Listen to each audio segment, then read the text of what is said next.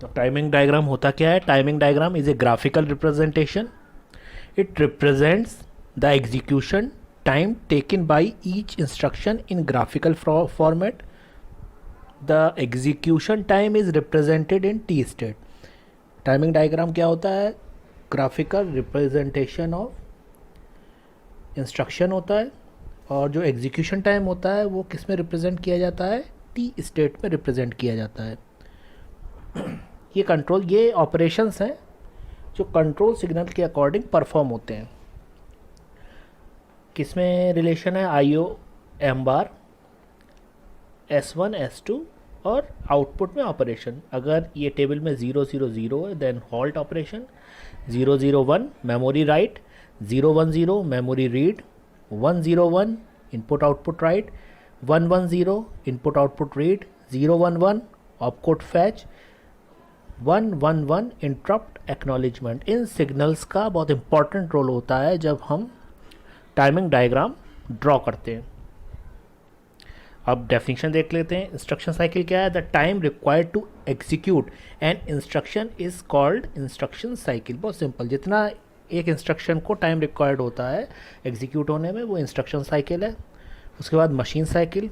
The time required to access memory of input output device is called machine cycle. किसी भी instruction को multiple operation में divide किया जाता है वो हमारे क्या कहलाते हैं? मशीन साइकिल कहलाते हैं. इंस्ट्रक्शन को किस में डिवाइड किया गया? मल्टीपल ऑपरेशंस में. इन ऑपरेशंस को क्या बोलते हैं? Machine cycle. उसके बाद हम बात करते हैं टी स्टेट. ये सबसे स्मॉल पार्ट होता है. मशीन साइकिल को फर्दर किन में डिवाइड किया जाता है? टी स्टेट में डिवाइड किया जाता है. The machine cycle and instruction cycle takes multiple clock periods. A portion of an operation carried out in one system law clock period is called T state. ये diagram बना हुआ है. ये clock है जिसकी राइजिंग एज और falling edge दिखाई गई है, और एक टाइम पीरियड को शो किया गया है 1 टी स्टेट से. अब मशीन साइकिल कौन कौन सी होती हैं? तो 5 बेसिक मशीन साइकिल होती हैं. 8085 में ऑपकोड फैच साइकिल जिसमें टोटल 4 टी स्टेट होती हैं. मेमोरी रीड साइकिल जिसमें टोटल 3 टी स्टेट होती हैं. मेमोरी राइट साइकिल जिसमें टोटल 3 टी स्टेट होती हैं. इनपुट आउटपुट रीड साइकिल जिसमें 3 टी स्टेट होती हैं, और इनपुट आउटपुट राइट साइकिल जिसमें 3 टी स्टेट होती हैं. तो ये total number of machine cycle जो 8085 में पॉसिबल होती हैं. और मशीन साइकिल को और डिस्क्राइब करते हैं. The processor takes a definite time to execute machine cycle. The time taken by processor to execute a machine cycle expressed in T state. जितना मशीन साइकिल को एग्जीक्यूट होने में टाइम लगता है उसको टी स्टेट में रिप्रेजेंट किया जाता है. जैसे अभी हमने फॉर एग्जांपल जैसे ऑपकोड फैच साइकिल कितनी टी स्टेट में? 4 टी स्टेट में. ठीक है. 1 T state is equal to 9 the time period of internal clock signal of the processor. The T state starts at the falling edge of a clock. ये आपका opcode fetch machine cycle है. 8085 micro सारे instruction के लिए ये common होती है. यहाँ पे कौन कौन से सिग्नल यूज़ किए हैं आप लोग देख लो अच्छे से. क्लॉक. A15 to A8 आपका क्या है? Higher order address. AD7 to AD0 क्या है? Multiplex address data bus. ALE pin. उसके बाद IOM bar, S1 and S0, और सबसे लास्ट में RD बार. और यहाँ पे 4 टी स्टेट बनी हुई हैं. T1, T2, T3, T4. T1 जो टी स्टेट होती है जिसमें याद रखना है हमको एड्रेस डिफाइन करते हैं. T2 और T3 टी स्टेट में क्या होता है? T2 और T3 स्टेट में ऑपकोड फैच होता है, और T4 स्टेट में उसको ऑपकोड को डिकोड किया जाता है. फिर से बता दो. T1 टी स्टेट में एड्रेस डिफाइन किया जाता है. T2 टी स्टेट में T2 और T3 में ऑपकोड फैच, और T4 में क्या होता है? डिकोडिंग होती है. यहाँ पे एड्रेसेस और डेटा को पैरेलल लाइन से शो किया जाएगा. अगर आप देखो तो T1 में हायर ऑर्डर एड्रेस भी असाइन हो गया है, लोअर ऑर्डर भी असाइन हो गया है. A8 टू A15 और AD0 टू AD7. अगर T2 T3 की बात करें तो जब ऑपकोड फैच होगा तब आर डी बार सिग्नल को लो कर दिया गया है। आप डायग्राम में देख सकते हो आर डी बार सिग्नल जितने टाइम पे ऑपकोड फैच हो रहा है वहाँ पे लो है। आई ओ एम बार S1 और S0 टेबल के अकॉर्डिंग क्या वैल्यू रहेगी, 0 1 1 0 1 1। और T4 में आप देख सकते हो क्योंकि डिकोडिंग हो रही है जिसका एड्रेस पता नहीं होता है तो वहाँ पे अनस्पेसिफाइड एड्रेस लिखा है। तो ये है opcode fetch machine cycle of 8085। यही सारे ऑपकोड मशीन साइकिल का डिस्कशन यहाँ पे गिवन है। ठीक है, इसको हम बार बार डिस्कस करने की ज़रूरत नहीं है। ये each instruction of processor has 1 byte opcode, तो ये टोटल पहली जो बाइट एग्जीक्यूट होती है उसके लिए होता है, क्योंकि ऑपकोड हमेशा क्या होता है 1 बाइट का होता है। Every instruction starts with opcode fetch machine cycle. सारी इंस्ट्रक्शन किससे स्टार्ट होती है, opcode machine fetch machine cycle से स्टार्ट होती है। उसके बाद ये मेमोरी रीड है। मेमोरी रीड में 3 टी स्टेट सिग्नल्स कौन से, clock A8 to A15, AD0 to AD7, ALE, IOM bar, S1 S0 और RD बार। यहाँ पे भी T1 टी स्टेट क्या काम कर रही है, एड्रेस असाइन करने का। T2 टी स्टेट क्या काम करती है, डेटा को रीड करने का। डेटा रीड होना है तो IOM बार S1 S0 क्या होगा, 0 1 0। जितनी देर डेटा रीड होगा उतनी देर RD बार लो हो जाएगा, 0 हो जाएगा। अच्छा, T1 साइकिल की बात करें तो T1 साइकिल एड्रेस असाइन हो रहा है, A8 से A15 हायर ऑर्डर करेगा, AD0 से AD7 लोअर। क्योंकि ये मल्टीप्लेक्सड है इसलिए T1 साइकिल में ALE 1 रहेगा, क्योंकि यहाँ पे जो मल्टीप्लेक्स एड्रेस बस है उसे एड्रेस बस की तरह वर्क करना है। और T1 और T2 और T3 साइकिल में ALE पिन 0 हो जाएगा, क्योंकि वहाँ पे डेटा से रिलेटेड ऑपरेशन परफॉर्म हो रहा है। तो ये हो गई मेमोरी रीड मशीन साइकिल। अब यहाँ पे भी वही चीज़ें लिखी हैं जो मैंने अभी आपको डिस्कस करी हैं। ये the memory read machine cycle is executed by processor to read a data byte from memory. The processor takes 3 T states to execute this cycle. अब मेमोरी राइट साइकिल की बात करते हैं। इसमें भी 3 टी स्टेट होती हैं। कौन कौन से सिग्नल हैं, clock A8 to A15, AD0 to AD7, ALE, IOM bar, S1 and S0, WR bar. T1 state हमेशा की तरह एड्रेस को असाइन करेगा।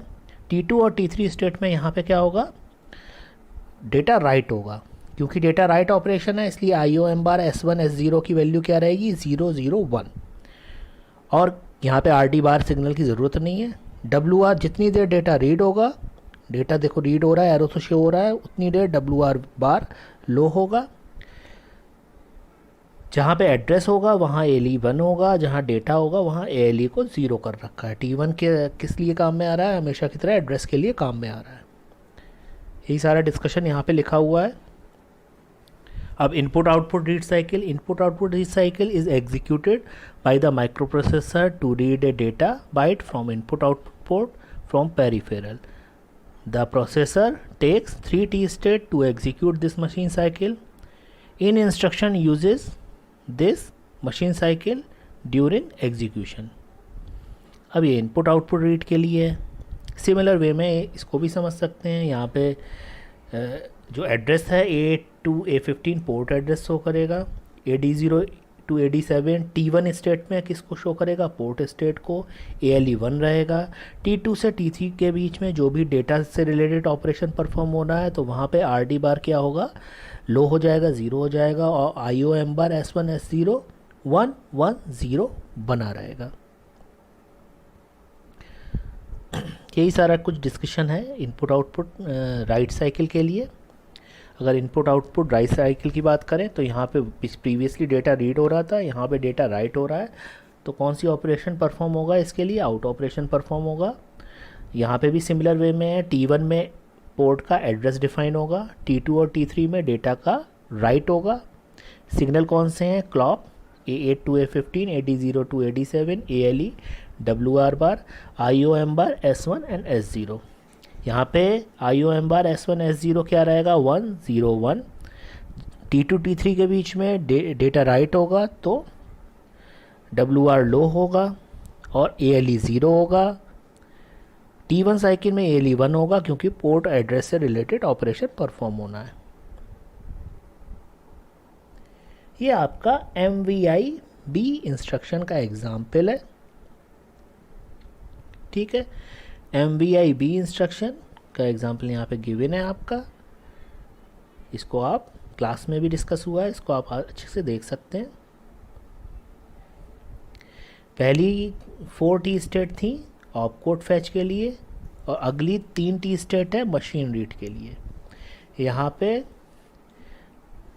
जो भी MVI-B का ऑपकोड कितना होता है 06, तो पहले में 06 फैच होगा। हायर ऑर्डर में 20H रहेगा, लोअर ऑर्डर में 00H रहेगा। ये मैं अभी ऑपकोड फैच साइकिल की बात कर रहा हूँ। IOM बार 011 रहेगा। अगर मेमोरी रीड की बात करें तो यहाँ पे हायर ऑर्डर 20H होगा, लोअर ऑर्डर 201H होगा। डेटा यहाँ पे क्या रीड हो रहा है 43, तो डेटा की जगह देखिए 43 लिखा है। और IOM बार 010 है। जहाँ पे ऑपकोड फैच दोनों साइकिल में या डेटा रीड हो रहा है वहाँ पे RD बार लो होगा। यहाँ पे राइट सिग्नल परफॉर्म नहीं हो रहा है, इसलिए राइट सिग्नल की ज़रूरत नहीं है। ये एग्जाम्पल आप अच्छे से देख सकते हैं। ऑपकोड फैच साइकिल और मशीन साइकिल को आपस में कंबाइन कर लिया है। यहाँ पे 2 मशीन साइकिल यूज में आ रही हैं, M1 एंड M2। पहली ऑपकोड फैच, दूसरी मेमोरी रीड। अब हम ऐसे ही STA का एग्जाम्पल देखते हैं। STA में पहली साइकिल रहती है ऑपकोड फैच, दूसरी 2 मेमोरी रीड की साइकिल होती हैं। किसके लिए? हायर ऑर्डर एड्रेस और लोअर ऑर्डर एड्रेस के लिए। और फिर एक मेमोरी राइट साइकिल होती है। सिमिलर वे में यहाँ पे भी डिस्कस किया हुआ है। Opcode fetch, memory read and memory write का ये एग्जाम्पल है। ठीक है, आपको यहाँ पे डेटा क्या है 552 से सबसे पहले 32 जो कोड है वो क्या होगा ऑपकोड फैच होगा। उसके बाद मेमोरी रीड में पहले लोअर ऑर्डर डेटा फैच होगा 6 से, फिर सेकंड मेमोरी रीड में lower order data higher order data fetch होगा 52। और मेमोरी राइट में जो इस लोकेशन पे डेटा है जो एक्यूमुलेटर में डेटा है, एक्यूमुलेटर में डेटा फॉर एग्जांपल मैंने एज्यूम कर लिया C7 जाके राइट होगा कहाँ पे? गिवन मेमोरी लोकेशन पे। तो ये आपका कंप्लीट हो जाता है इंस्ट्रक्शन टाइमिंग फॉर्मेट का टॉपिक। Thank you all.